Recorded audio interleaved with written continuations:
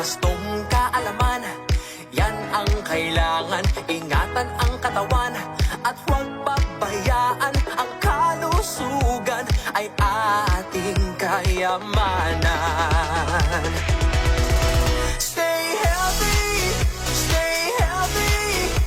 panatilihing ang healthy body. Stay